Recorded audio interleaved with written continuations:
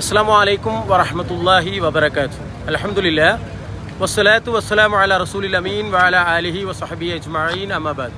ബഹുമാന്യരായ സത്യവിശ്വാസികളെ, കേരള നദവത്തുൽ മുജാഹിദീൻ്റെ കോഴിക്കോട് നിന്ന് നവംബർ 22-ാം തീയതി പുറപ്പെട്ട ഉംറ സംഘം മദീനത്തു മുനവ്വറയിലെ മസ്ജിദുൽ ഖിബലത്തൈൻ സന്ദർശിച്ചുകൊണ്ടിരിക്കുകയാണ്.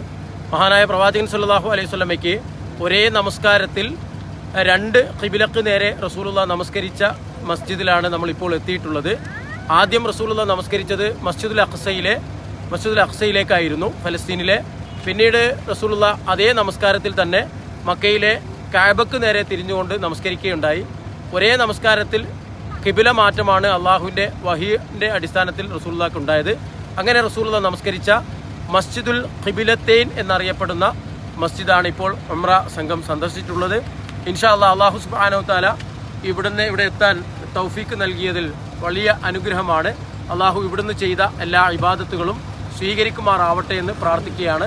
വാഖിറു ദഅവാന അനിൽ ഹംദുലില്ലാഹി റബ്ബിൽ ആലമീൻ. അസ്സലാമു അലൈക്കും വറഹ്മത്തുള്ളാഹി വബറകാതുഹു.